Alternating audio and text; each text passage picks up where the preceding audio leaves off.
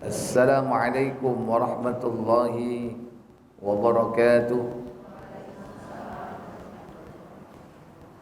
Innal hamdalillahi nahmaduhu wa nasta'inuhu wa nastaghfiruh wa na'udzu billahi min sururi anfusina wa min sayyiati a'malina. Man yahdihillahu fala mudilla lahu wa man yudlil fala hadiya lahu. Wa asyhadu an la ilaha illallah wahdahu la syarika lah wa asyhadu anna Muhammadan abduhu wa rasuluh. Allahumma salli wa sallim wa barik ala Muhammadin sallallahu alaihi wa ala alihi wa ashabihi wa man tabi'ahum bi ihsanin ila yaumiddin. Amma ba'd. Puja dan puji syukur kita panjatkan kehadiran Allah Tabaraka wa Ta'ala yang telah melimpahkan nikmat kepada kita semua. Dipertemukan kita di pagi yang berbahagia ini dalam keadaan sehat walafiat, tetap sebagai seorang muslim dan muslimah. Semoga selalu berkumpul nikmat iman, nikmat sehat, sehingga kita bisa memelihara kenikmatan itu sampai datangnya malakul maut menjemput kita. Semoga Allah memberikan nikmat di akhir hidup kita kelak dengan husnul khatimah. Salawat dan salam semoga tetap terlimpah kepada junjungan kita baginda Nabi Muhammad sallallahu alaihi wasallam. Demikian pula untuk keluarga dan keturunan beliau, para sahabatnya dan seluruh pengikutnya hingga tibanya hari pembalasan.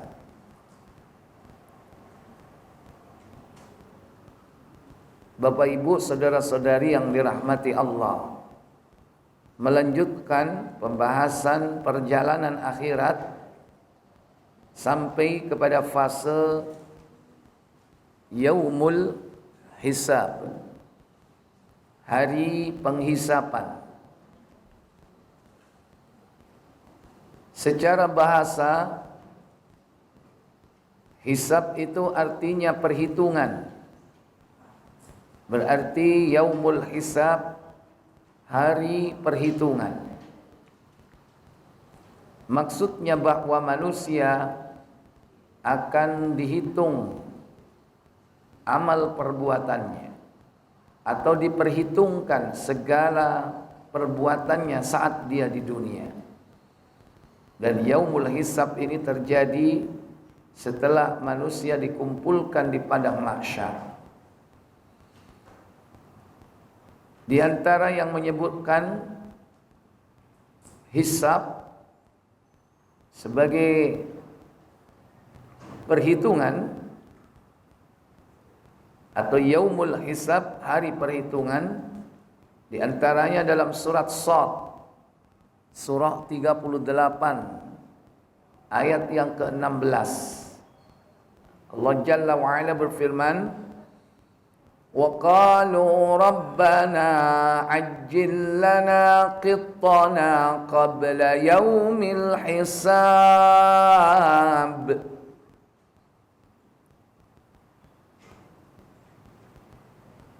Dan mereka berkata, sudah ada yang terjemahkan? Silakan. Dan mereka berkata, "Ya Tuhan kami, cepatkanlah untuk kami azab yang diperuntukkan bagi kami sebelum hari berhisab." Iya. Di sini disebutkan yaumul hisab, sebelum hari berhisab, itu hari diperhitungkan. Hisab artinya perhitungan, sebagaimana dalam surah Al-Baqarah, surat kedua, ayat 202. Ulaika lahum nasibum mimma kasabu wallahu sari'ul hisab. Apa kata Allah? Mereka itulah orang-orang yang mendapat bahagian daripada yang mereka usahakan, dan Allah sangat cepat perhitungannya. Wallahu sari'ul hisab, dan Allah sangat cepat perhitungannya. Sari' sangat cepat atau cepat. Al-hisab yaitu perhitungan. Nah, hari perhitungan, yaumul hisab, hari di mana diperhitungkan amal perbuatan kita. Bagaimana prosesnya? Yaitu Allah akan menanyai masing-masing makhluk atas apa yang telah mereka kerjakan.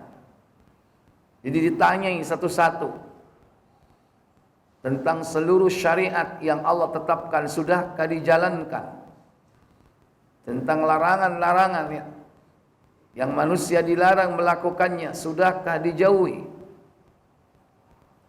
Akan ditanya oleh Allah Jalla wa'ala.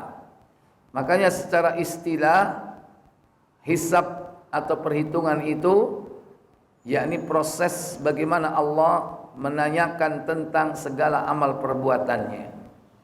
Dalam surah Al-Hijr pada ayat 92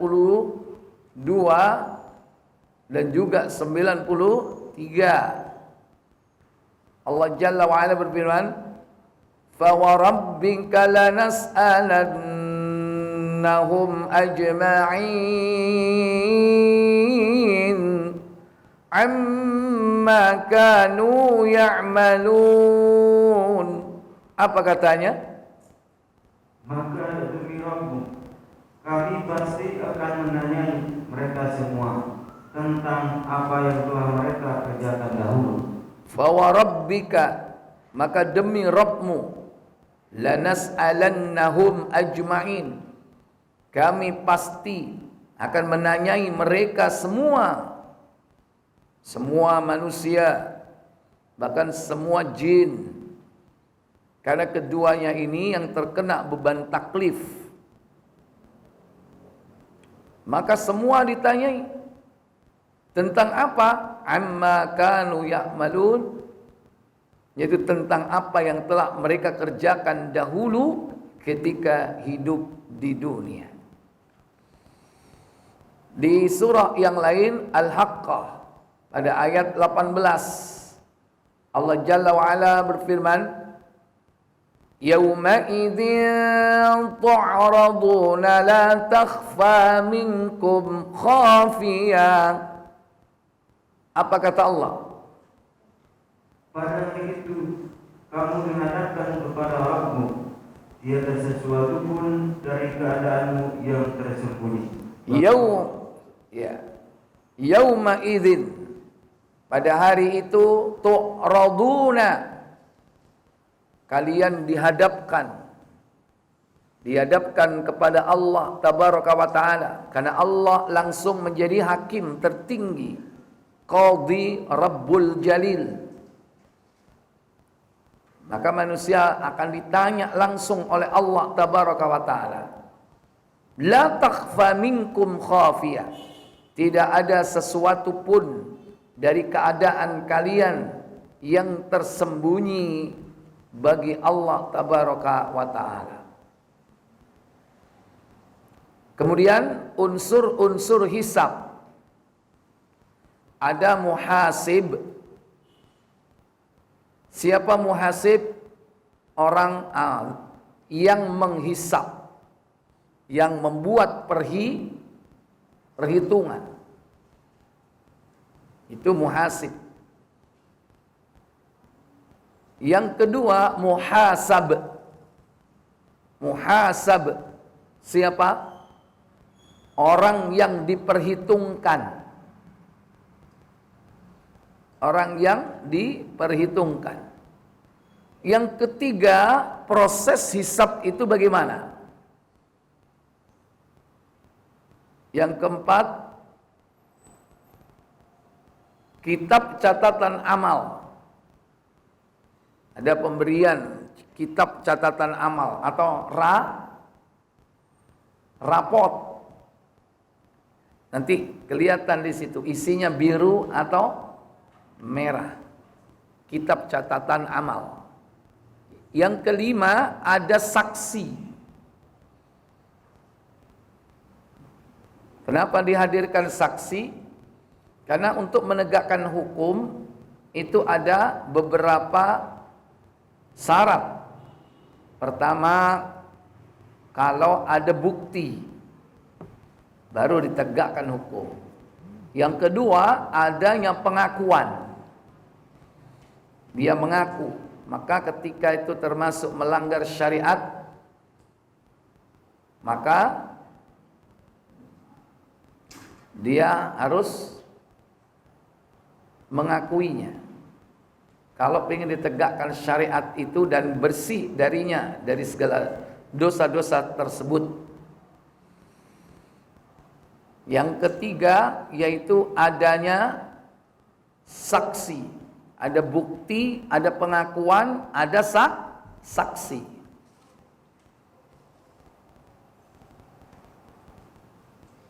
Saksi ini bisa jadi dari internal dan eksternal. Karena nanti bisa jadi yang jadi saksi itu adalah tangan kita, kaki kita. Itu yang jadi saksi. Kulit kita itu akan jadi saksi. Nah, itu internal. Ada yang eksternal, yaitu dari pihak ketiga. Orang lain yang bersaksi untuk kita. Baik persaksian itu baik atau persaksian itu buruk. Tapi ada saksi. Inilah 5 unsur dalam hisab. Pertama, muhasib. Siapa muhasib itu, Bu? Yang menghisab. Siapa yang menghisab? Yang membuat perhitungan? Allah. Kepada siapa? Kepada hamba-hambanya. Kata Allah dalam surah Ghafir 4, surah An-Nisa ayat 40. Jadi Allah dalam memperhitungkan amalan-amalan hambanya disifati pertama dengan adil. Allah itu adil dalam menetapkan perkara. Kata Allah, innallaha la yadlimu mithqala dzarrah wa in taku hasanatan yudha'ifha wa yu'ti min ladunhu ajran 'azima. Apa kata Allah? Sesungguhnya Allah tidak menganiaya seseorang walaupun sebesar zarah. Dan jika ada kebaikan sebesar zarah, niscaya Allah akan melipat gandakan dan memberikan dari sisinya pahala yang besar. Iya. Innallaha, sesungguhnya Allah, la yadzlimu, tidak akan pernah berbuat zalim atau mendolimi hamba-hambanya. Mithqala dzarrah, walaupun seberat zarrah. Zarrah itu biasanya diartikan dengan biji apa, Bu? Biji sawi. Sampai hari ini gua nggak tahu biji sawi itu seperti apa. Cuman diterjemah itu biji sawi. Mungkin dalam pengetahuan orang dulu yang terkecil itu biji sawi.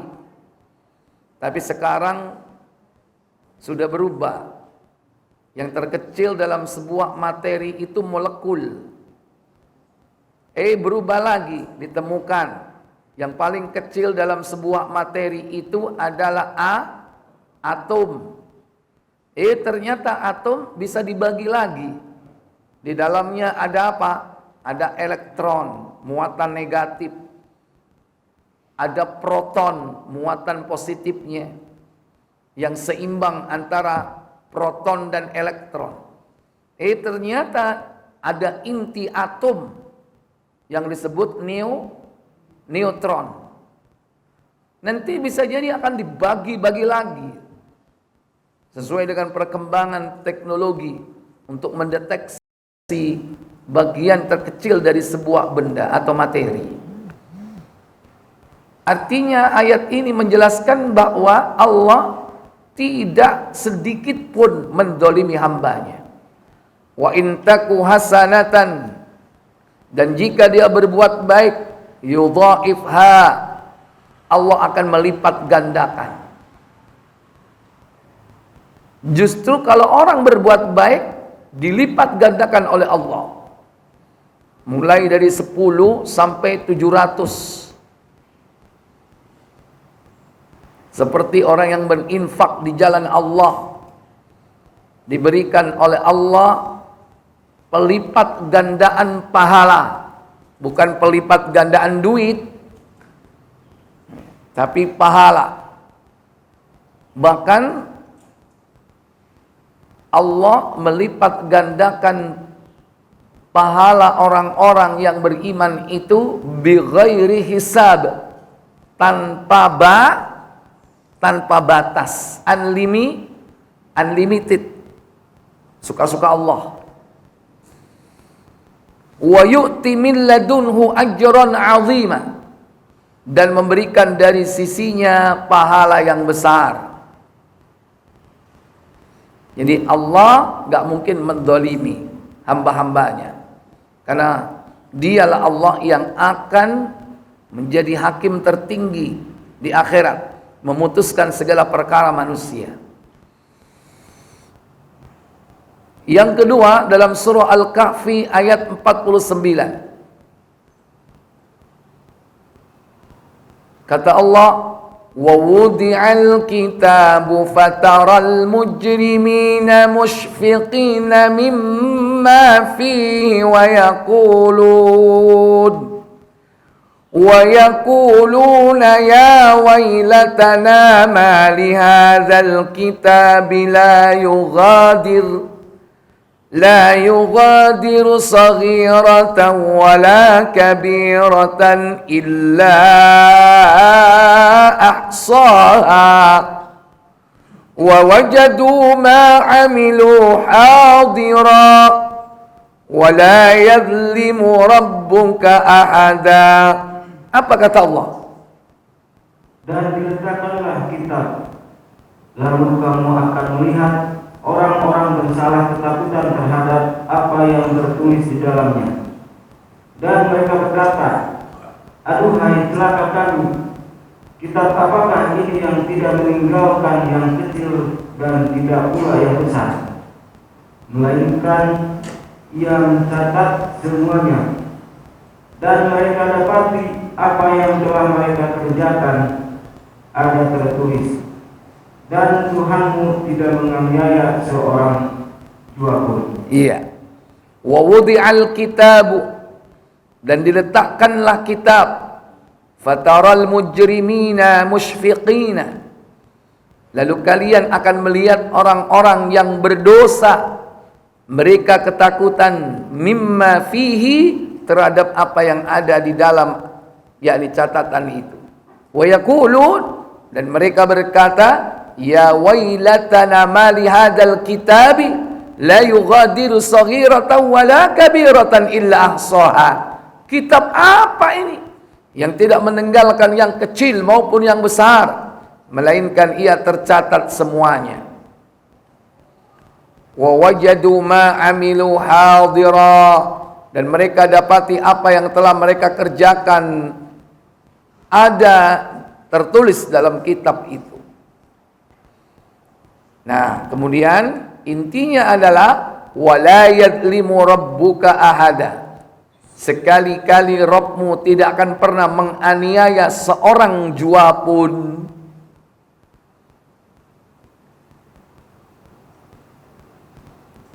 Baik. Kemudian dalam sebuah hadis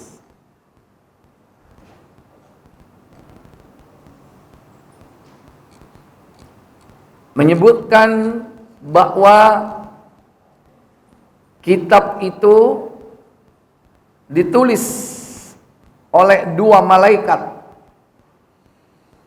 yaitu Raqib dan Atid. Raqib, Atid, ini malaikat yang ada di kanan dan di kiri. Dan pencatatan itu dimulai sejak zaman Nabi Adam, ketika dia memungkiri bahwa dia telah menghadiahkan usianya yang 1000, dihadiahkan sebanyak 60 tahun kepada Daud alaihissalam.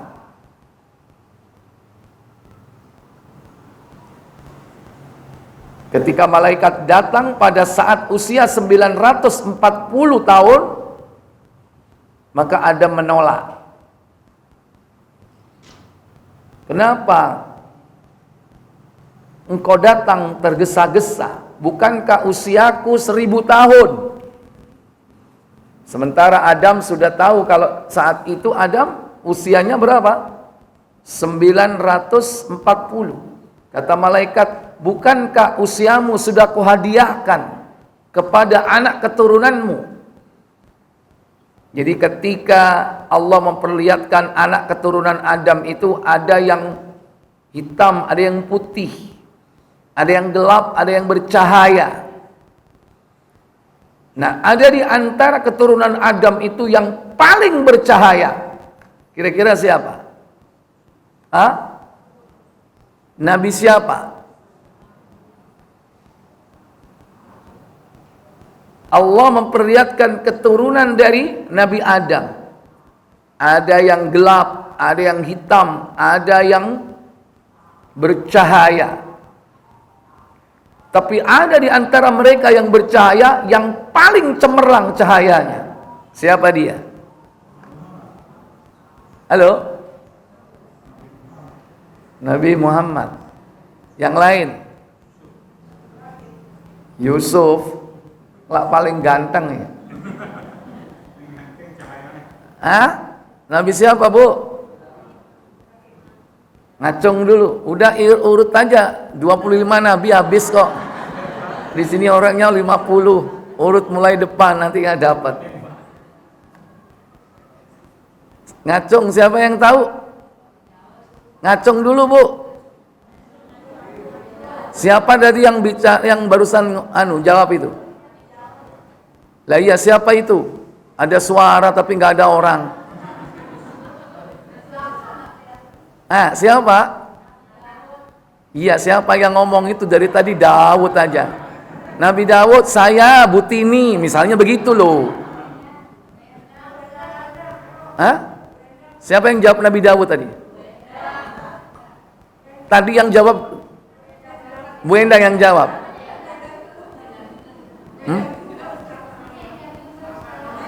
Iya. Yang tadi pertama tadi Bu Endang. Ya udah ini. Iya. Endang kan banyak.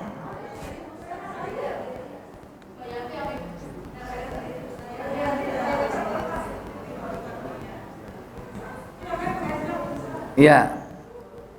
Yang jelas bukan Endang Estaurina. Iya, Afwan. Itu mah jadul zaman. Baik. Ternyata yang paling cemerlang itu adalah Nabi Daud. Baik, baca Ustaz Muhammad bin Bashar, ayo. Muhammad bin Bashar menceritakan kepada kami, Sofwan bin Isa menceritakan kepada kami, Al-Haris bin Abdurrahman bin Abu Zubab menceritakan kepada kami dari Sa'id bin Abu Sa'id Al-Makburi dan Abu Hurairah, ia berkata, Rasulullah Shallallahu Alaihi Wasallam bersabda. Apa sabda beliau? Ketika Allah telah menciptakan Nabi Adam dan telah menghembuskan ruh kepadanya, Adam bersin kemudian mengucapkan, segala puji hanya milik Allah. Begitu ditiupkan ruh,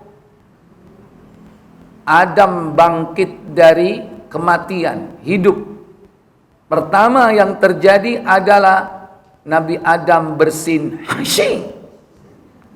Langsung dia ucapkan, Alhamdulillah, segala puji hanya bagi Allah. Siapa yang ngajari gitu? Siapa yang ngajari Adam seperti itu? Hah? Nggak ada yang ngajari kecuali siapa? Allah. Wa 'allama Adam al-asma'a kullaha.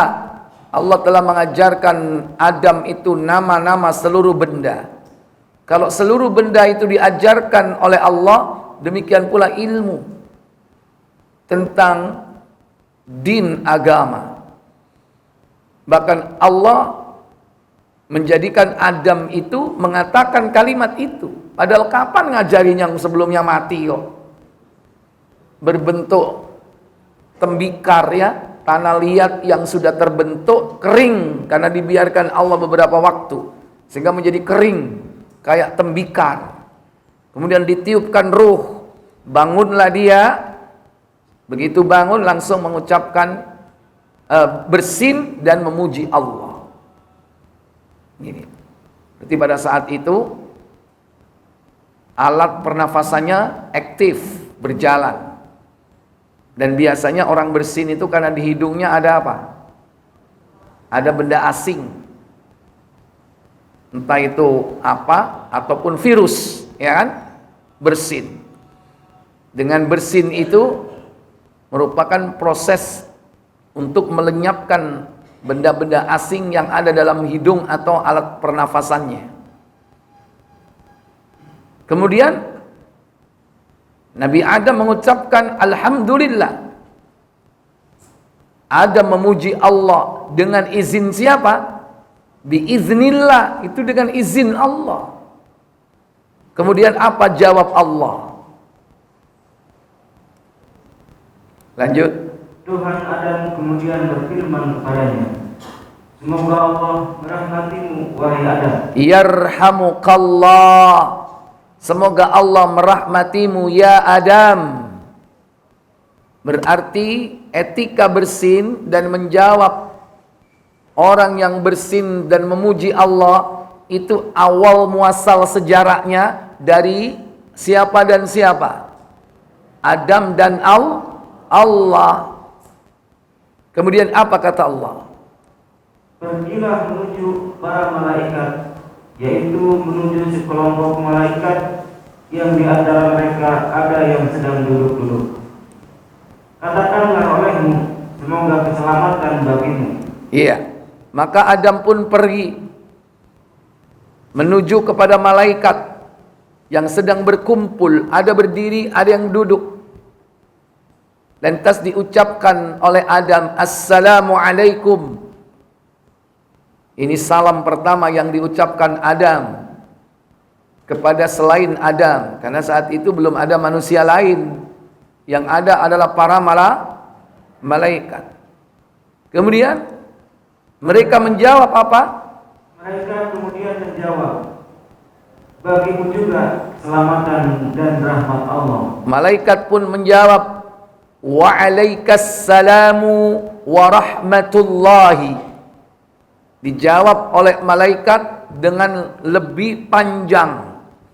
Begitulah menjawab salam. Assalamualaikum. Maka dijawab Wa'alaikumussalam warahmatullahi. Assalamualaikum warahmatullahi. Dijawab apa? Wa'alaikumussalam warahmatullahi wabarakatuh. Assalamualaikum warahmatullahi wabarakatuh. Dijawab apa? Wa'alaikumussalam warahmatullahi wabarakatuh. Sama, jangan ditambahi karena nggak ada tambahan lagi. Jawab dengan yang lebih baik. Setelah itu Adam kembali kepada Allah. Lanjut. Adam kemudian kembali kepada Tuhannya. Allah kemudian berfirman, sesungguhnya ini adalah ucapan penghormatan dan ucapan penghormatan di antara keturunanmu. Kata Allah, itulah wahai Adam, ucapan salam penghormatan kepadamu dan ucapan penghormatan di antara keturunanmu. Jadi salam itu dimulai sejak zaman Nabi siapa? Nabi Adam, dan itu berlaku untuk seluruh keturunan Adam. Dan tidak perlu ditambahi yang lain, Pak. Baik kafir ataupun mukmin, dia keturunan Adam atau tidak? Kecuali kambing, iya kan? Nggak perlu salam. Assalamualaikum. Inti gila. Ya kan? Selama dia manusia. Cuman nanti dilarang ketika orang itu kafir. Karena ternyata salam itu isinya doa. Tapi seandainya di satu forum majelis, di situ ada 99 orang kafir, ada seorang muslim, walaupun posisi di situ dia sedang bersihin lantai, tapi ada di forum itu, antum bisa mengucapkan Assalamualaikum warahmatullahi wabarakatuh. Salam ini kita tujukan kepada seorang muslim, bukan kepada orang kafir, karena dilarang mengucapkan salam kepada orang kafir. Bahkan orang kafir pun kalau mengucapkan salam kepada kita, Assalamualaikum, tidak boleh dijawab Waalaikumsalam.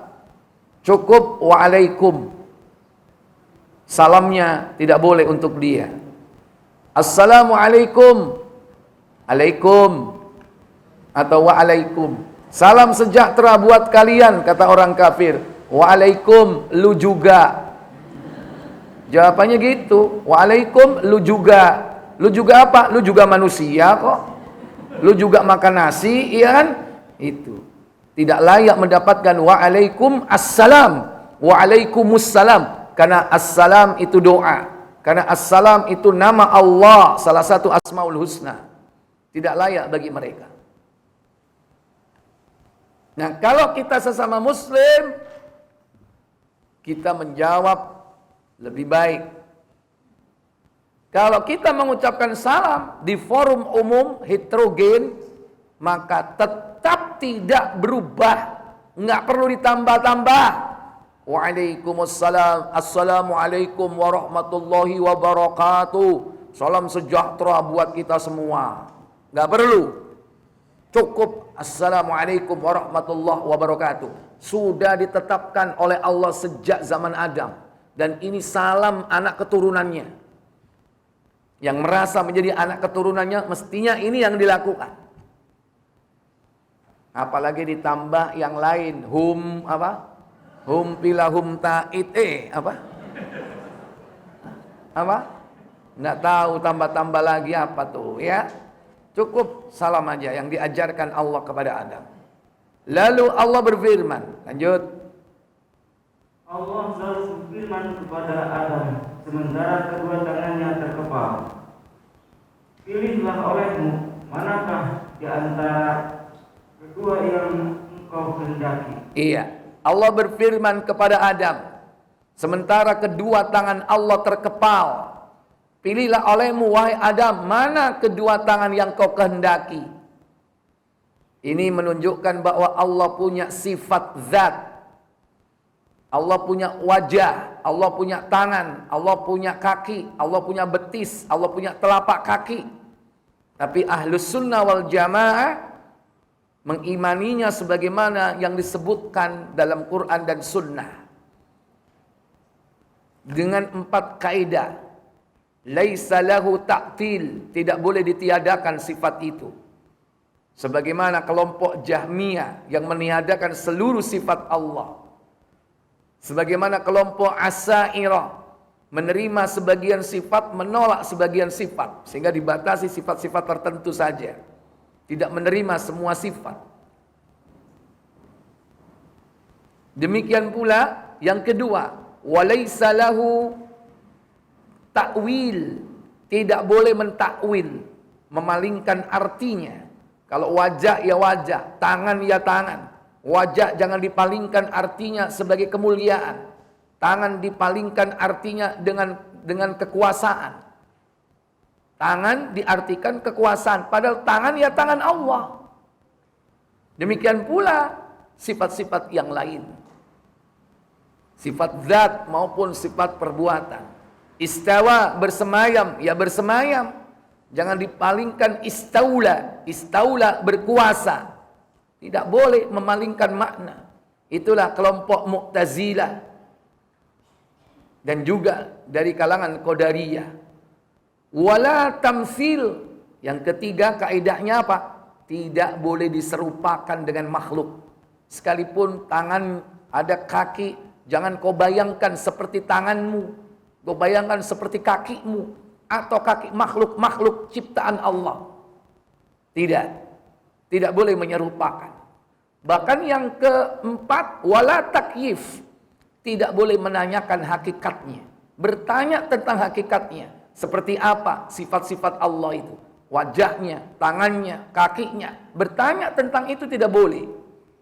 Seberapa besar, berapa panjang, apa warnanya, bentuknya seperti apa. Gak boleh bertanya tentang itu. Tapi ketika Allah menyebutkan ada tangan, ada kaki, itu yang kita imani. Berarti di sini tangan Allah berapa?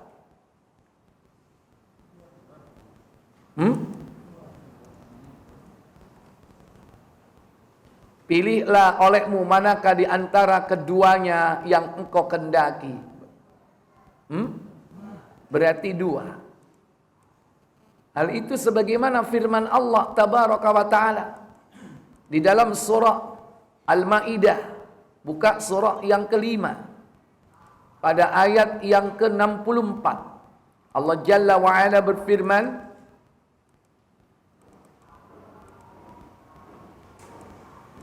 وَقَالَتِ الْيَهُودُ يَدُ اللَّهِ مَغْلُولَةٌ غُلَّتْ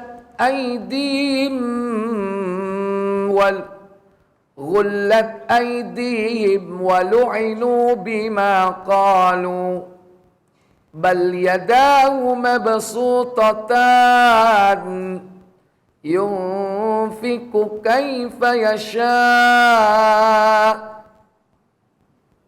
Silakan terjemahkan. Orang-orang Yahudi berkata, apa katanya? tangan Allah terbelenggu. Tangan Allah terbelenggu. Sebenarnya tangan mereka lah yang dibelenggu. Ini kurang ajarnya Yahudi. Dia itu percaya kepada sifat Allah, sifat zatnya, bahwa Allah punya tangan, tapi disifati dengan sifat yang buruk, bahwa tangan Allah itu terbelenggu. Kurang ajar nih orang Yahudi. Akhirnya Allah balas dengan ayat ini. Ya. Ghullat aydihim, justru tangan mereka yang terbelenggu. Dan mereka lah walu'inu, lanjut. Dan mereka lah yang dilaknat disebabkan apa yang telah mereka katakan itu. Tidak demikian, tapi kedua tangan Allah terbuka. Nah, berapa di sini? Dua. Tidak demikian, tetapi kedua-dua tangan Allah terbuka. Jadi Allah itu tangannya dua, dan ingat dua-duanya adalah kanan, tidak ada kiri. Artinya, kalau kita punya tangan kiri, itu untuk urusan-urusan yang jelek, urusan-urusan yang kotor. Allah tidak seperti itu. Bukan berarti dua-duanya di sebelah kanan, enggak. Kedua tangan Allah itu dua-duanya baik, tidak ada kanan, tidak ada kiri. Semuanya kanan, semuanya baik. Biyadihil khair. Di tangan Allah itu segala kebaikan. Ya kan? Biyadihil khair itu adalah doa ketika kita masuk mall, masuk pasar. La ilaha illallah wahdahu la syarikalah, lahul mulku wa lahul hamdu, yuhyi wa yumit, wa huwa hayyun la yamut. Biyadihil khair. Di tangannya adalah segala kebaikan, gak ada keburukan, gak ada kejelekan. Wa huwa ala kulli syai'in qadir. Nah, itu dibaca ketika mau masuk mall. Kalau enggak antum pasti akan apa? Dipengaruhi oleh syaitan, minal jinnati wan nas, ya, baik dari kalangan jin maupun manusia. Dari kalangan jin mungkin antum bisa kena gendam. Dari kalangan manusia mungkin kenapa? Ya bisa jadi kena rayuan SPG. SPG apa? Halo? SPG apa? Bu?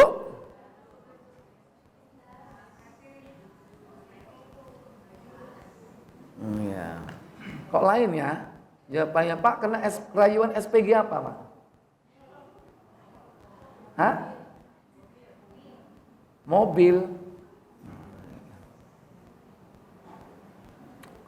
Ya banyaklah SPG. Yang kadang kita nggak butuh tapi beli. Hanya karena kena apa? Kena rayuan. Ya kan? Hati-hati. Itu karena apa? Masuk mall tidak baca termasuk membeli sesuatu karena bukan kebutuhan. Hanya karena apa? Kena rayuan. Sampai di rumah ya menyesal. Karena nggak dibutuhkan barang itu. Atau merasa rugi, atau merasa tertipu. Baik. Ya. Kemudian kita lanjutkan. Adam menjawab apa? Adam menjawab, aku memilih tangan kanan Tuhanku. Iya. Sedang ya. Ikhtartu yadal yamini Rabbi. Aku memilih tangan kanan Robku. Padahal, lanjut. Sedang kedua tangan Tuhanku adalah tangan kanan yang diberkati. Iya, padahal kedua tangan Allah adalah kanan. Iya. Yadahul wakilta yadahu yaminun mubarakatun. Padahal kedua tangan Allah itu dua-duanya kanan yang diberkati. Kemudian Allah kemudian membuka tangan kanannya. Ternyata di sana tertulis nama Adam dan keturunannya. Adam kemudian berkata, "Ya Tuhan, siapakah mereka?" Allah menjawab, "Mereka adalah keturunanmu." Ternyata semua manusia telah ditentukan usianya di hadapan Adam. Semua anak keturunan Adam sudah ditentukan usianya di hadapan Adam. Adam mengetahuinya.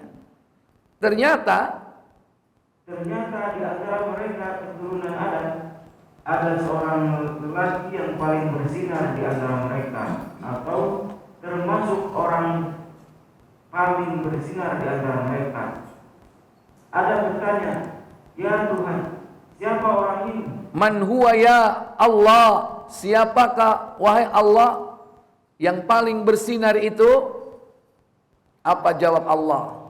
Allah menjawab, "Orang ini adalah putramu Daud." Nah, berarti siapa yang paling bersinar? Nabiullah Daud alaihissalam. Sesungguhnya aku telah menentukan umurnya sebanyak 40 tahun. Usia aslinya Nabi Daud itu cuma 40 tahun, Pak. Lebih tua Bapak. Lebih banyak Bapak. Nabi Daud itu cuma 40 tahun. Adam berkata, "Ya Tuhan, tambahkanlah usianya." Allah menjawab, "Itulah yang telah aku tetapkan untuknya." Terus Adam berkata, "Ya Tuhan, sesungguhnya aku telah memberikan, ini keliru ini, saya tak ganti. Memberikan usiaku kepadanya sebanyak 60 tahun. Berapa yang diberikan oleh Adam kepada Daud? 60 tahun. Sehingga genap berapa? Gara-gara dapat hadiah usia, Bapak kalah. Jadi 100. Memang usia Nabi Daud 100. Kemudian Allah menjawab, "Terserah kamu." Terserah kamu. Kamu yang punya usia kok. Mau kau hadiahkan berapa tadi? 60 mau berapa? Kemudian Rasulullah bersabda, Adam kemudian ditempatkan di surga sampai batas yang Allah hendaki. Ia kemudian diturunkan dari sana sehingga Adam menjadi orang yang menghitung batas usia ini sendiri. Terus Rasulullah bersabda, malaikat maut kemudian mendatanginya. Lalu Adam berkata kepadanya, "Sesungguhnya engkau datang dengan tergesa-gesa." kira-kira usia berapa ini didatangi oleh malakul maut? 940 tahun dia didatangi malakul maut. Kemudian sesungguhnya telah ditetapkan untuk usia 1000 tahun. loh, aku ini sudah ditetapkan sama Allah usiaku 1000. Sekarang masih 940. Kurang berapa? Kurang 60. Apa kata malaikat? Malaikat mau menjawab, akan tetapi engkau telah memberikannya kepada putramu Daud 60 tahun. Nah, ternyata Adam apa?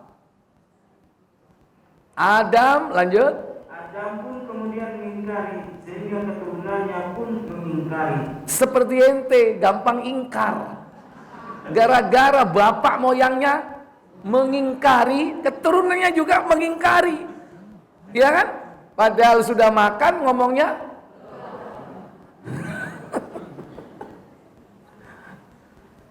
Adam ini.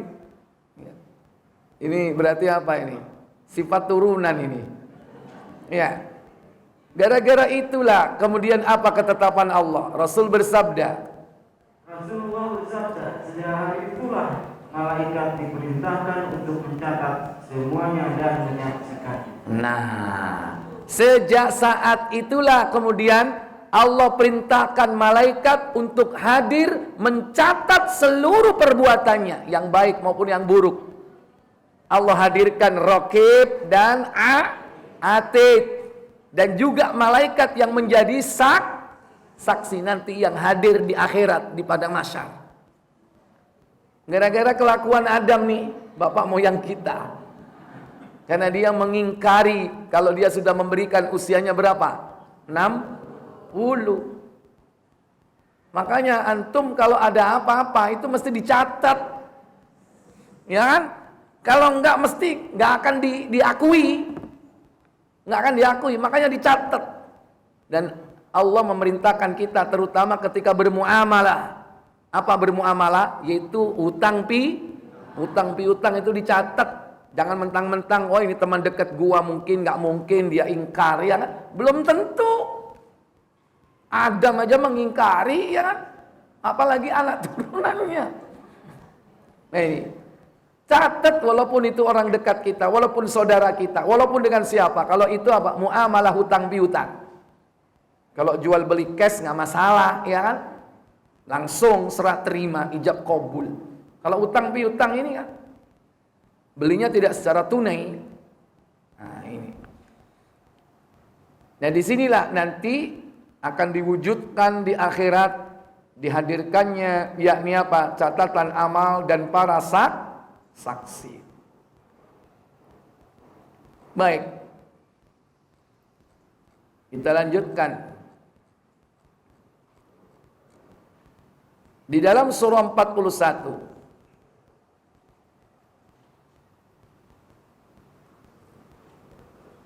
Allah juga menjelaskan bahwa Allah tidak akan mendolimi sedikit pun hambanya di dalam mengadili, memeriksa, memperhitungkan amal perbuatan manusia kelak di padang mahsyar. Allah berfirman, "Man 'amila shalihan fali nafsihi wa man asaa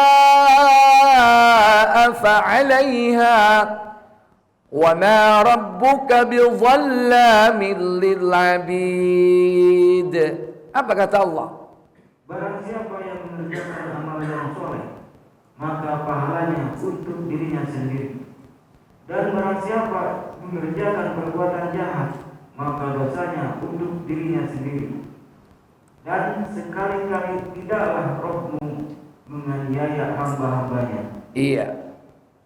Wa ma rabbuka bidzallamin lil 'abid, dan sekali-kali Rabbmu tidak akan pernah menganiaya, mendolimi hamba-hambanya. Yang kedua, Allah mengadili manusia itu sesuai dengan kadar dosanya, tingkat dosanya, dan sesuai dengan jenis dosanya, sesuai dengan apa yang telah dilakukan. Kalau misalnya orang itu berbuat 1, ya ditulis 1. Berbuat 2, ya ditulis 2. Tidak ada penambahan. Beda dengan kebaikan. Kalau kebaikan bisa jadi apa? Dilipat gandakan. Sebagaimana pertama dalam surah Al-An'am ayat 164. Allah berfirman, "Qul aghairallahi abghi rabban wa huwa rabbu kulli syai'.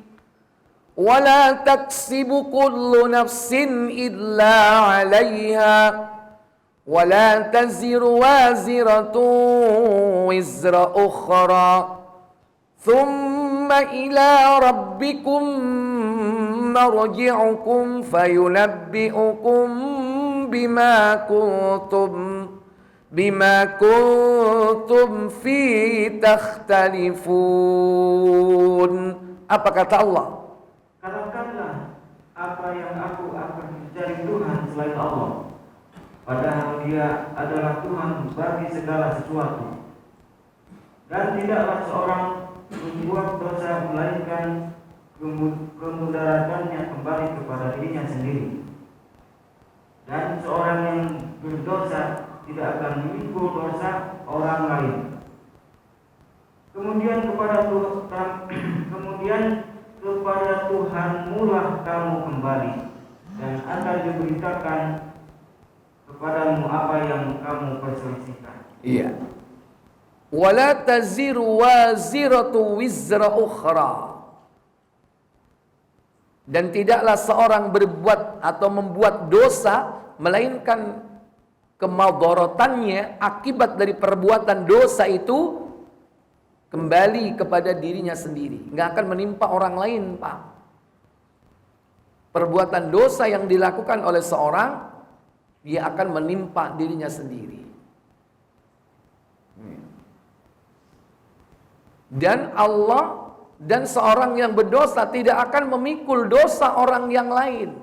Wala taziru waziratu wizra ukhra. Jadi tidak akan dosa itu dipikul oleh orang kecuali orang yang melakukan dosa tersebut. Demikian pula dalam ayat yang lain, surah 17 ayat 15. Man ihtada fa innama yahtadi li nafsihi wa man dhalla fa innama yadhillu 'alaiha.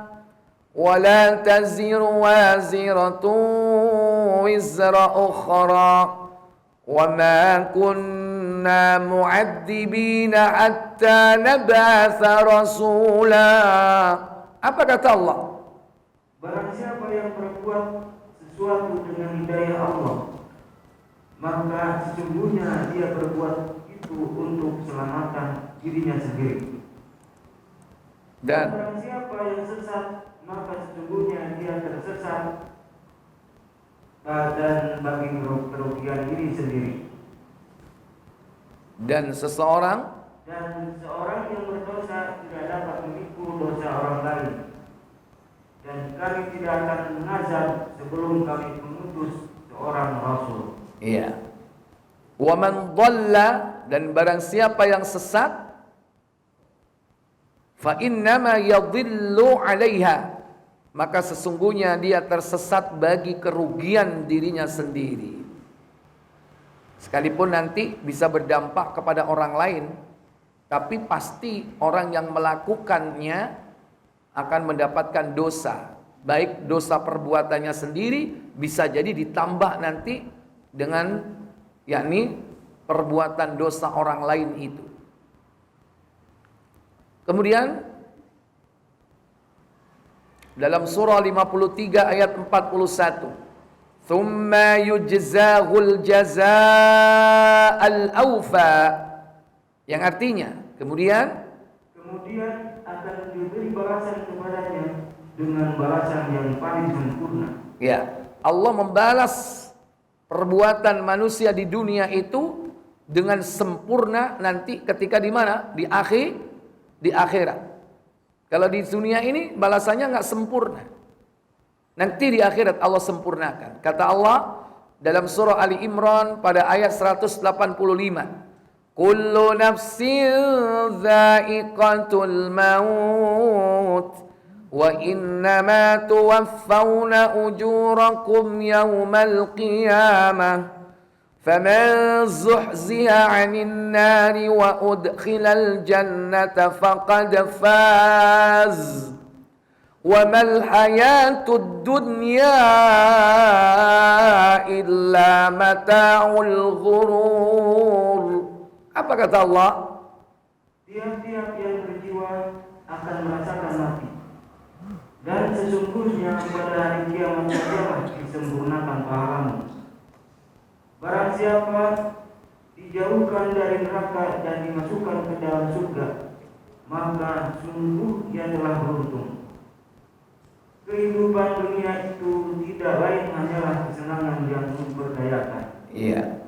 Jadi Allah menyempurnakan pahala seseorang, ganjaran seseorang, balasan seseorang itu nanti di hari kiamat. Kalau seandainya dilakukan di dunia itu hanya apa? DP, Porscot. Demikian pula dalam surah yang lain, ya, yang mirip dengan apa yang tadi disebutkan di banyak ayat, ya. Surah 35, surah Fatir ayat 18. Walam taziru waziratu wizra ukhra wa in tad'u muthqalatun ila himliha la yuhmal minhu shay'un walau kana dha qurba. Innama tunzirul ladina yakhshawna rabbahum bil ghaib. Alladina yakhshawna rabbahum bil ghaib wa aqamus salat. Wa man tazakka fa innama yatazakka li nafsihi wa ila Allahil masir. Apa kata Allah? Dan orang yang berdosa tidak akan memikul dosa orang lain. Dan jika seseorang yang berat dosanya memanggil orang lain untuk memikul dosanya itu, tidaklah akan dipikulkan untuknya sedikit pun, meskipun yang dipanggilnya itu kaum kerabatnya, meskipun anaknya, meskipun cucunya. Nah, tolong dosaku ini kamu bawa. Kamu kan banyak, anakku 10. Dibagi ya, masing-masing sekian. Bisa nggak nanti di akhirat? Anak keturunannya. Kalau di dunia mungkin bisa. Urusan dunia dibebankan. Tapi ini perkara perbuatan dosa, nggak bisa. Dia panggil kroninya, dia panggil anak buahnya. Oh, dulu di dunia anak buahnya siap nggak? Ayo ini angkat masing-masing. Siap. 86. Iya, 86. Misalnya. Nggak pernah menolak. Yang nyuruh komandan. Prajurit pasti nurut nggak? Seandainya itu terjadi di dunia, jangan bermimpi untuk terjadi di akhirat. Sekalipun kau punya orang-orang yang loyal, orang-orang yang setia sampai mati. Tapi begitu di akhirat, dia akan lari. Jangankan orang lain, anaknya sendiri nggak bisa memikul dosa orang tuanya. Baik. Justru malah di akhirat nanti Bapak Ibu, antara orang tua sama anak itu lari. Nggak pengen ketemu. Bisa jadi suami lari dari istri. Kenapa? Istrinya takut menuntut. Demikian pula istri lari dari suami. Karena suaminya juga menuntut istri. Karena bisa jadi suami istri saling menuntut di akhirat. Orang tua dan anak saling menuntut. Mestinya kalau nggak ketemu lama, begitu ketemu, temu kangen nggak? Apa yang terjadi? Berpelukan, iya kan? Temu kangen. Ini bertahun-tahun nggak ketemu, begitu ketemu di padang mahsyar malah lari, Pak. Kenapa? Takut dituntut. Nanti itu akan terjadi hari seperti itu. Kata Allah dalam surah yaitu Abasa ayat 34. Yauma yafirrul mar'u min akhihi wa ummihi wa abihi wa sahibatihi wa banihi likulli imri'in minhum yawma idzin sya'nun yughni. Apa kata Allah? Pada hari ketika manusia lari dari saudaranya. Dulu mungkin punya masalah dengan saudaranya. Begitu di akhirat dia lari, gak pengen ketemu. Lari dari siapa lagi? Dari ibu dan bapaknya. Lari dari ibu dan bapaknya. Mungkin dulu dia punya masalah dengan ibu dan bapaknya ketika di dunia. Belum diselesaikan. Nanti di akhirat dia akan menjauh. Pengennya gak ketemu. Padahal seorang ibu sama anak, anak sama ibu, mestinya apa? Rindu. Rindu berat. Sampai cinta. Lanjut, wes. Dan kemudian apa? Dari istri dan anak-anak. Lari dari istri. Seorang laki-laki lari dari istri. Lari dari anak-anaknya. Kenapa? Karena takut diminta tanggung jawab. Demikian pula setiap orang ketika itu nanti. Lanjut. Setiap orang dari mereka pada hari itu mempunyai urusan yang cukup menyibukkannya. Iya. Adapun kebaikan Allah lipat gandakan. Dilipat gandakan kebaikan yang telah dikerjakan manusia itu di dunia. Dilipat gandakan minimal berapa? 10. Ini Allah menunjukkan sifat rahmannya, kasih sayangnya kepada manusia. Dosa tidaklah ditulis kecuali sebanyak dosa yang dilakukan. Sekali dosa tulis 1, 2 kali dosa tulis 2. Beda dengan perbuatan baik, amal soleh dilipat gandakan 10. Kata Allah dalam surah Al-An'am 160, Man jaa'a bil hasanati falahu asyru amsalihah wa man jaa'a bis sayyi'ati fala yujza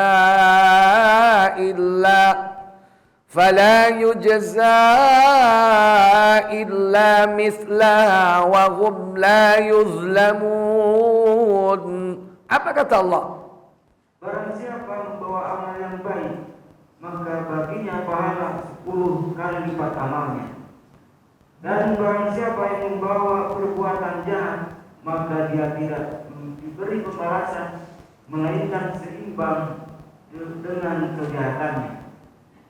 Dan mereka sedikit pun tidak dianiaya, dirugikan. Iya. Itulah sifat Allah dalam menghisap amal hambanya, memperhitungkan amal perbuatan hambanya. Kalau dosa sesuai dengan dosanya. Kalau amal baik dilipat gandakan oleh Allah tabaraka wa taala. Bahkan niat baik pun dicatat sebagai satu kebaikan. Baru niat nih Pak, belum dikerjakan. Beda kalau niat buruk. Niat buruk itu baru niat, tidak dihitung apa-apa. 0 sebelum niat buruknya itu direalisasikan. Tapi kalau amal baik, baru niat saja apa? Sudah dicatat sebagai kebaikan. Makanya banyak-banyakin niat yang baik. Tapi niat betul. Jangan cuma niat doang. Allah tahu niatnya benar apa enggak. Niat sholat. Tapi enggak sholat. Kan udah niat. Yang penting udah dapat apa? Pahala. Kamu enggak sholat. Dia udah niat. Ya. Terus enggak sholat. Kan niat dapat pahala. Ya jangan. Salah kaprah kalau seperti itu. Kecuali udzur, misalnya antum nggak punya biaya, nggak mampu. Gua udah punya niat haji, udah nabung nih buktinya. Tapi apa? Sampai hari ini belum berangkat. Tabungan belum cukup. Nah, itu ditulis pahala oleh Allah Jalla wa'ala. Kalau seandainya mati, belum kesampaian melaksanakan haji. Ditulis pahala niatnya. Buktinya apa kalau dia benar-benar niat? Nabung. Sehari berapa? 1.000. Berapa tahun? Sehari 1.000. Itu pun belum dapat nomor kuota. Tapi udah niat.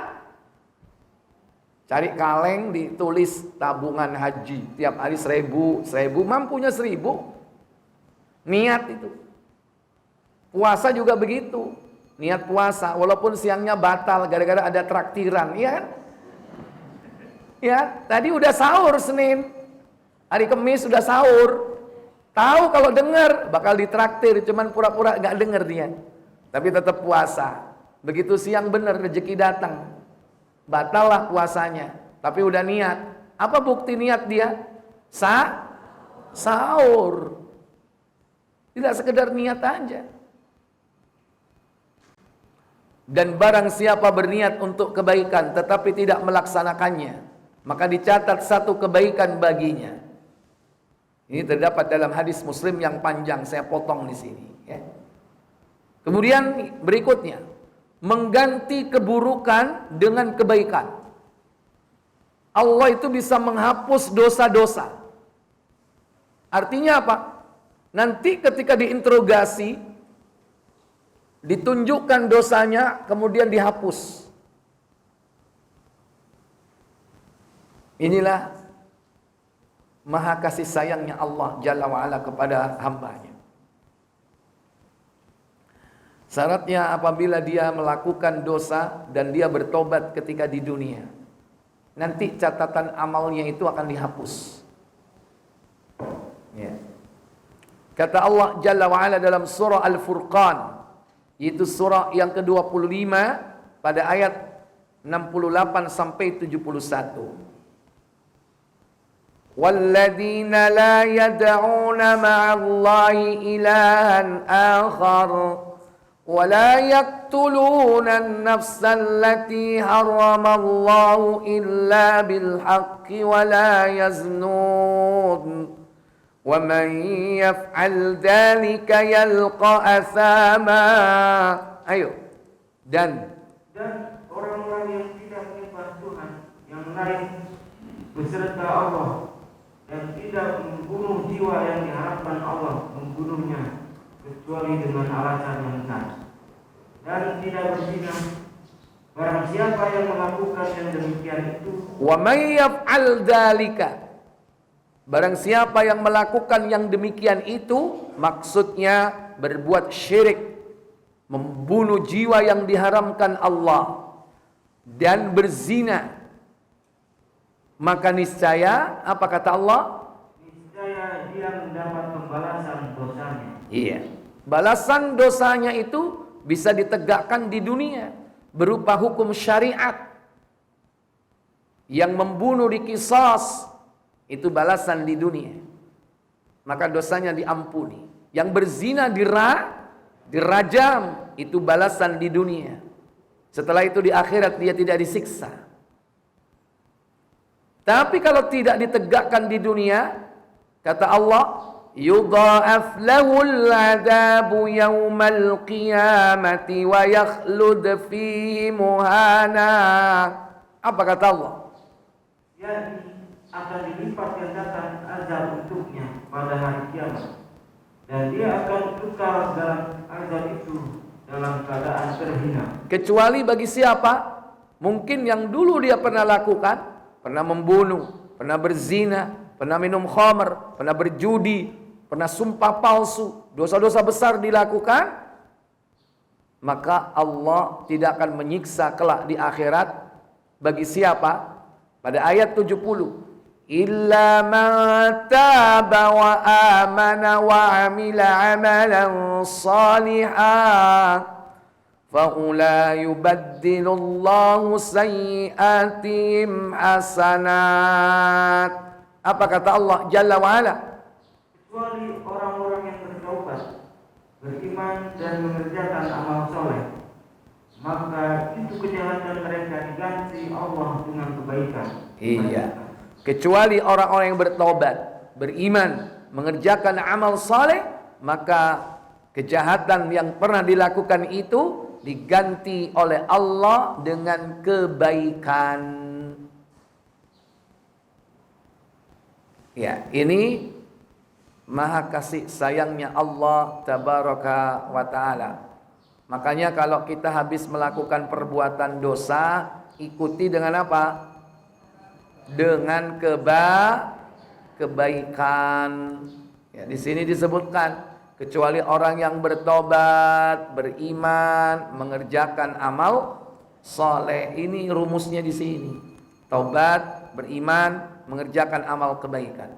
Sebagaimana hadis juga dalam hadis Tirmizi nomor 1987. Silakan Ustaz baca. Muhammad bin Bashar menceritakan kepada kami, Abdurrahman bin Mahdi menceritakan kepada kami, Sufyan menceritakan kepada kami, dari Ubaid bin Abu Sa'id, dari Maimun bin Abu Sa'id, dari Abu Dzar, dia berkata, Rasulullah Shallallahu Alaihi Wasallam bersabda kepadaku. Apa sabda beliau?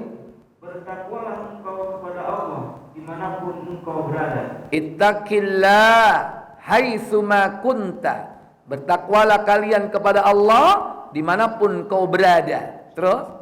Ikutilah perbuatan yang buruk dengan perbuatan yang baik. Wa atbi'is sayyi'atal hasanata. Ikuti perbuatan yang buruk dengan perbuatan yang baik. Niscaya perbuatan yang baik itu akan menghapus perbuatan yang buruk. Tamhuha. Niscaya perbuatan yang baik itu menghapus yang buruk. Kemarin hobinya ngentit, nyuri, gini kan? Nah, hapus dengan perbuatan yang baik. Kalau asalnya begini, sekarang kebalikannya, begini. Berarti apa? Rajin apa? Rajin memberi atau sodako. Ikuti perbuatan buruk dengan yang baik.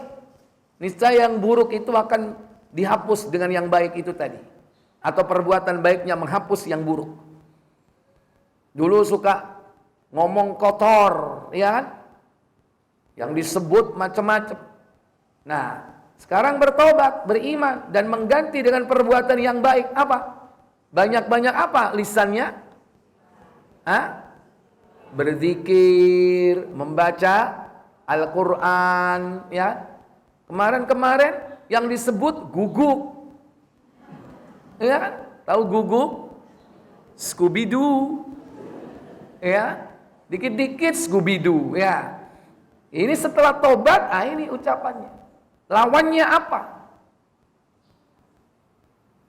Nah, kalau sebelum-sebelumnya berbuat jelek apa? Suka main perempuan. Lawannya apa sekarang? Ikuti dan perbuatan yang baik. Apa itu? Halo? Apa katanya? Nikah. Emang berapa kali nikah? Kalau kemarin playboy, sekarang tobat. Ya, tobatnya apa? Kalau kemarin kan mengumbar nafsu, sekarang nafsunya dikekang. Apa yang dilakukan? Puasa, nikah. Puasa, dikendalikan nafsunya. Kalau puasa kan bisa sering, nikah kan? Nggak bisa sering. Ya, sering-sering puasa gitu, bukan sering-sering nikah.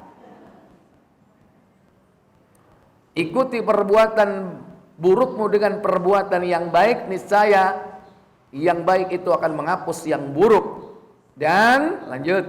Dan jauhilah manusia dengan budi pekerti yang baik. Wa khuliqan nas wa khaliqin nas bi khuluqin hasanin. Baik. Kemudian muhasab. Apa muhasab kemarin? Tadi yang dihisab, yang diperhitungkan, dibagi menjadi mukmin, Kemudian ada lagi nanti kafir yang dihisab, yang diperhitungkan amalnya. Pertama mukmin. Mukmin dibagi menjadi beberapa, yaitu siapa? Pertama para nabi dan rasul. Nabi dan rasul nanti juga diinterogasi sama Allah. Ini tergolong dari orang-orang mukmin. Kata Allah di dalam surah Al-Maidah ayat 109. Yauma yajma'u Allahu ar-rusula fayaqulu madza ujibtum qalu la ilma lana innaka anta 'allamul ghuyub. Apa kata Allah? Ingatlah hari waktu Allah mengumpulkan para rasul, lalu Allah bertanya kepada mereka, apa jawaban kaummu terhadap seruanmu? Para rasul menjawab, tidak ada pengetahuan kami tentang itu. Sesungguhnya engkaulah yang mengetahui perkara yang baik. Iya. Jadi para nabi, para rasul akan dikumpulkan kelak di hari kiamat dan ditanya oleh Allah Jalla wa'ala. Demikian pula di dalam surah Al-A'raf surat ke-7 pada ayat yang ke-6 dan juga ke-7 kata Allah, فَلَنَسْأَلَنَّ الَّذِينَ أُرْسِلَ إِلَيْهِمْ وَلَنَسْأَلَنَّ الْمُرْسَلِينَ. Apa kata Allah? Maka sesungguhnya kami akan menanyai umat-umat yang telah diutus rasul-rasul kepada mereka, dan sesungguhnya kami akan menanyai pula rasul-rasul kami. Walanas'alannal mursalin, dan sungguh kami akan menanyai pula rasul-rasul utusan kami. Falanaqussanna 'alaihim bi'ilmin wa ma kunna ghaibin. Maka sesungguhnya akan kami kabarkan kepada mereka apa-apa yang telah mereka perbuat, sedang kami mengetahui keadaan mereka, dan kami sekali-kali tidak jauh dari mereka. Iya, padahal Allah itu tahu nggak perbuatan mereka? Tahu nggak? Tapi kenapa Allah masih bertanya? Agar manusia ini ingat akan perbuatannya. Lu dulu pernah gini nggak? Kalau orang beriman, bener ya Allah, aku pernah melakukannya. Ya udah, kamu Kamu tak ampuni, selesai urusan. Cuman dia pengen manusia ini apa? Mengaku atas dosa-dosanya. Kalau dia nggak ngaku, apa yang terjadi? Enggak ya Allah, aku nggak begini kok. Maka dihadirkan para saksi. Ada internal, ada eksternal. Bisa jadi nggak jauh-jauh, saksinya apa? Kakinya sendiri. Kakinya jadi saksi. Al-yawma nakhtimu ala afwahihim.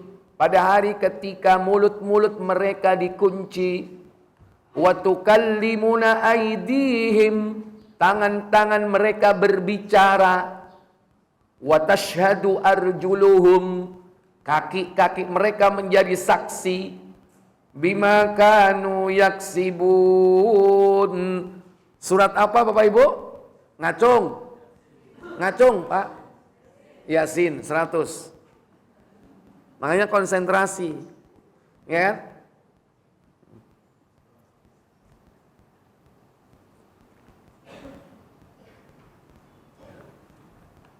Baik. Jadi Allah sudah tahu sebetulnya apa yang mereka perbuat, tapi Allah masih bertanya.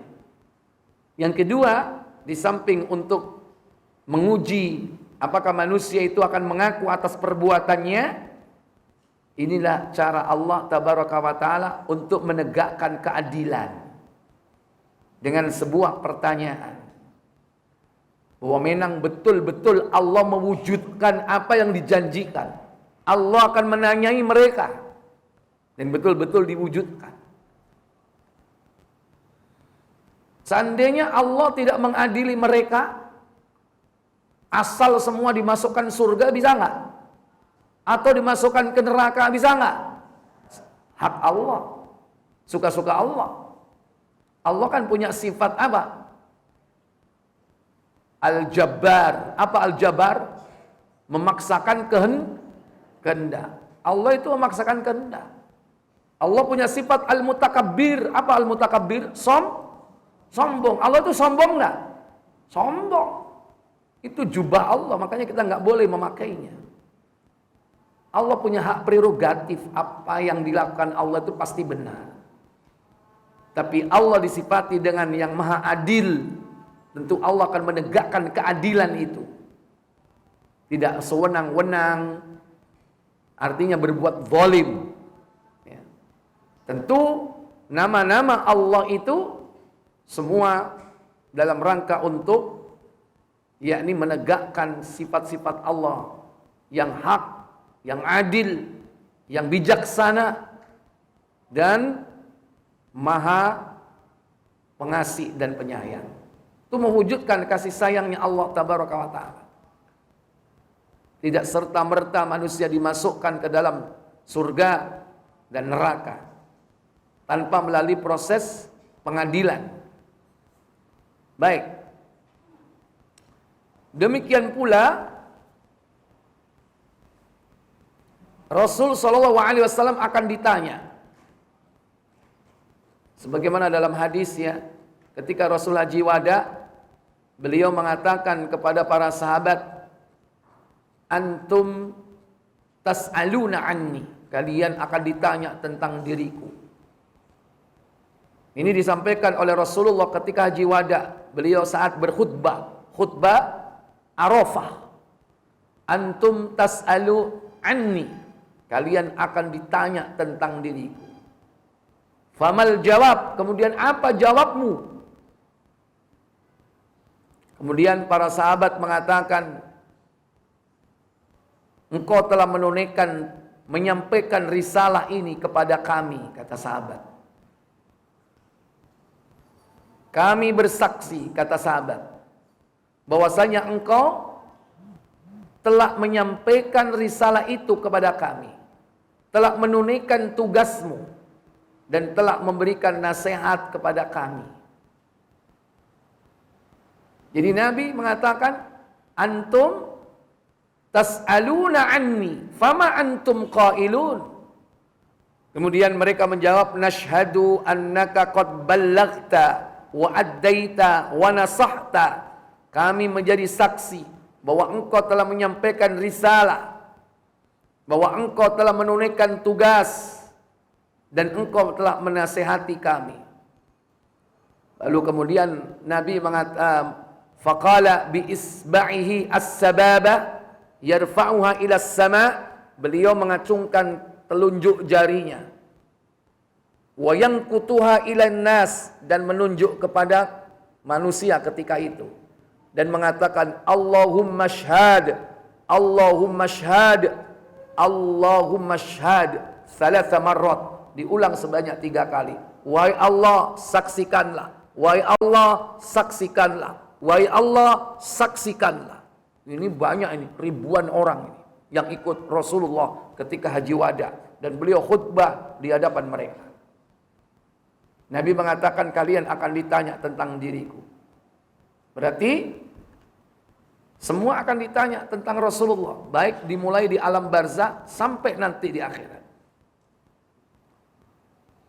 Kemudian yang kedua, di antara mereka ada yang masuk surga tanpa hisab. Silakan dari Abu Hurairah.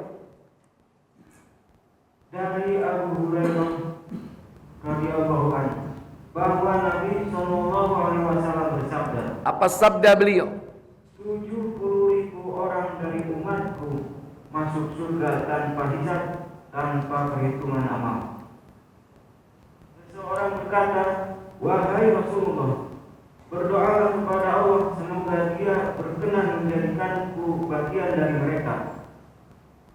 Rasulullah SAW berdoa, ya Allah, perkenankanlah Engkau menjadikannya termasuk di antara mereka. Kemudian yang lain berdiri pula dan berkata, wahai Rasulullah, berdoalah kepada Allah agar Dia berkenan menjadikanku bagian dari mereka. Rasulullah SAW bersabda, engkau telah didahului Ukasha. Iya. Nabi mengabarkan kepada sahabat ketika itu, yadkhulunal jannata min ummati sab'una alfan bighairi hisab. Akan masuk surga dari kalangan umatku sebanyak 70.000. Mereka masuk tanpa dihisab. Ada seseorang yang bernama Ukasha. Dia mengatakan, ya Rasul, doakan aku termasuk di dalamnya. Rasul mengatakan, semoga engkau termasuk di dalamnya.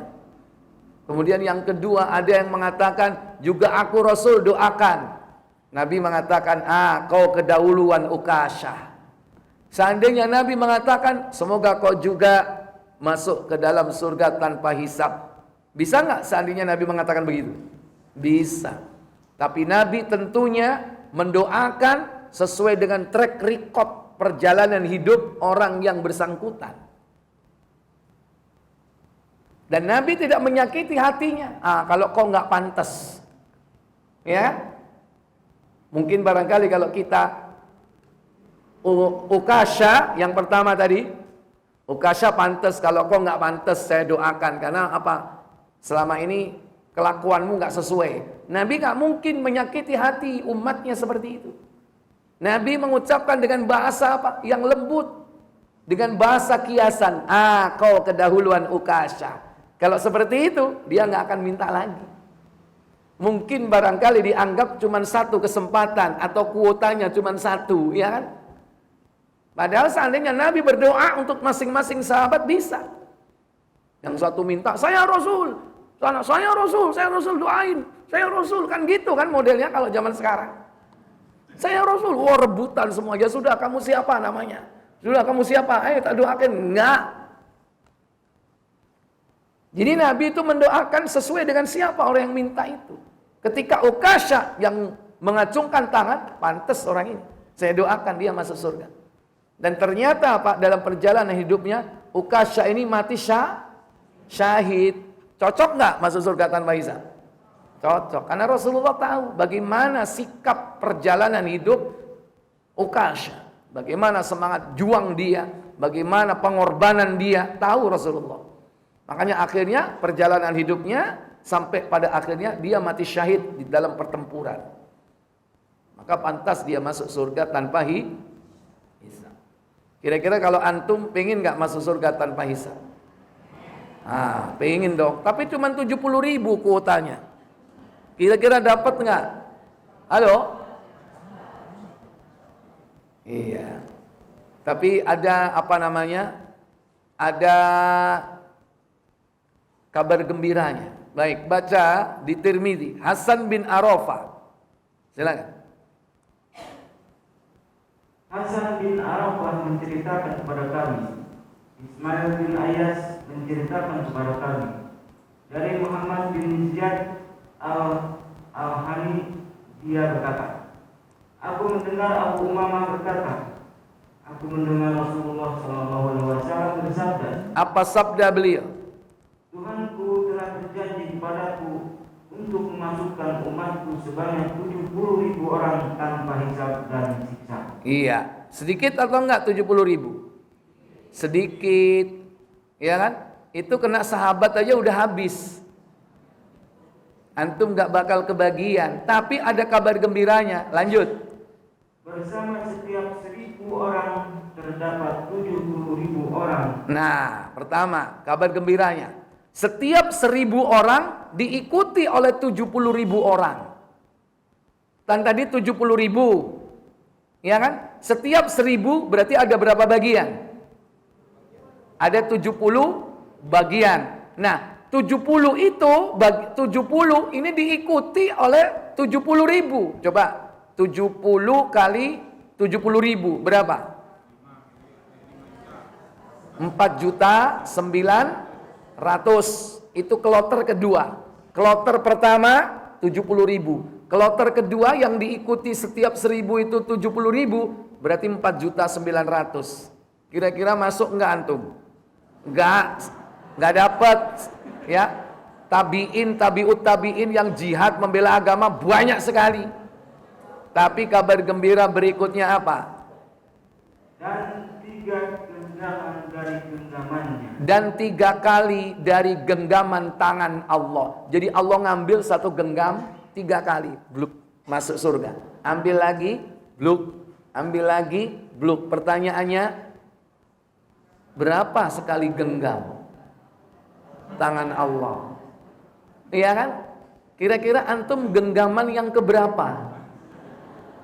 Genggaman terakhir, yang ketiga, itu pun merucut. Ya kan? Tapi ada syaratnya kalau ingin masuk surga tanpa hisab. Apa syaratnya? Baca dari Imran bin Husain. Dari Imran ibnu Husain radhiyallahu anhu, katanya Rasulullah SAW bersabda. Apa sabda beliau? Kelak akan masuk surga 70.000 orang umatku tanpa diperiksa. Para sahabat bertanya, siapa mereka itu ya Rasulullah? Manhum ya Rasul? Siapa mereka yang masuk surga tanpa hisab? Apa katanya? Mereka adalah orang-orang yang tidak minta ruqyah. Ya, pertama, hum la yastarkun. Mereka adalah orang yang tidak minta diruqyah. Kalau dia tidak minta, ada orang yang meruqyah, berarti masih ada fasilitas ini. Tidak termasuk kategori orang yang bersih, tidak termasuk kategori orang yang tidak dapat fasilitas masuk surga tanpa hisab.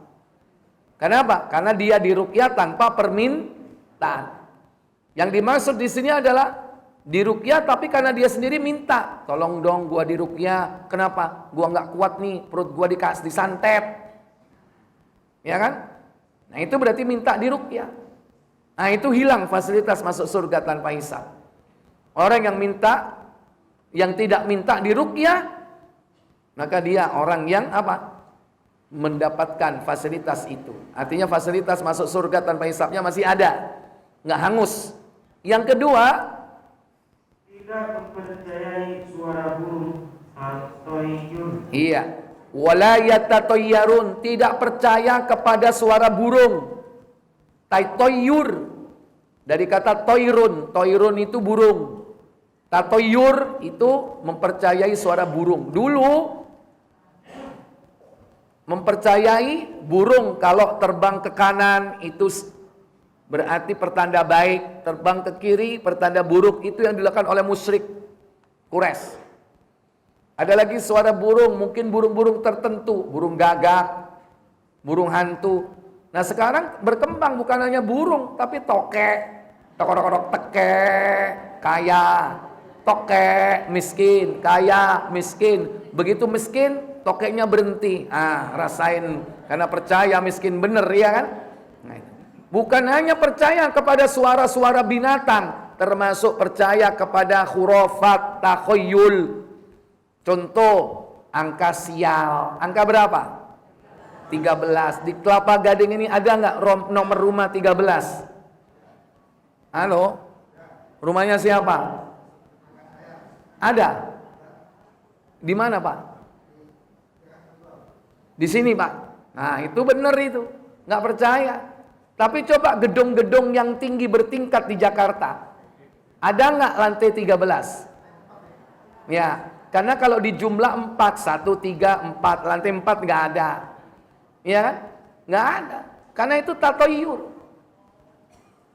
Jangan mimpi pengen masuk surga tanpa hisab kalau masih percaya kepada angka sial. Percaya kepada Hong, Sui, Feng, Sui, Sui, Edan, ya. Karena percaya kepada hal-hal yang seperti itu. Nggak ada dasarnya, ya. Percaya kepada yang weton, ya. Jangan kamu ke sebelah utara kalau jalan ke selatan. Kenapa? Ini waktunya ngeblakin mbokmu, misalnya begitu. Ada yang begitu. Ya, orang Jawa kan begitu. Ya. Baik, apalagi? Lanjut. Tidak berobat dengan tusukan besi panas. Iya, tidak berobat dengan tusukan besi panas. Kai. Intinya itu di nomor 4 ini sebetulnya. Apa itu? Dan mereka tawakal kepada siapa? Mereka tawakal kepada Rabb mereka. Orang kalau bertawakal tidak akan minta diruqyah. Kalau orang bertawakal tidak akan tatoyur, karena at-tiyaratu syirik. Tatoyur itu syirik. Ya, wa yadhabuha, dan akan dihilangkan apa? Bitawakkuli, dengan tawakal. Berserah diri, bersandar kepada Allah. Nah, kita sudah tawakal atau belum? Halo? Kalau pengen mengukur tawakal kita, ukurlah tawakal kita ini dengan tawakalnya burung. Burung itu kata Nabi, makhluk yang bisa dijadikan percontohan hidupnya bertawakal. Bagaimana burung itu? Burung itu dia pergi dalam perut kosong, pulang dalam keadaan perut kenyang. Itu berarti rizkinya harian atau bulanan? Harian. Urusan besok, urusan hari ini. Besok urusan besok. Rizki besok ya udah besok, jangan dipikirin. Burung begitu. Sehingga burung itu tidak punya tempat menyimpan makanan. Ada nggak burung menyimpan makanan? Pulang bawa makanan disimpan? Nggak ada. Sementara kulkas ibu di rumah gede, isinya lengkap. Berarti tawakal atau enggak? Kalah sama burung masih an.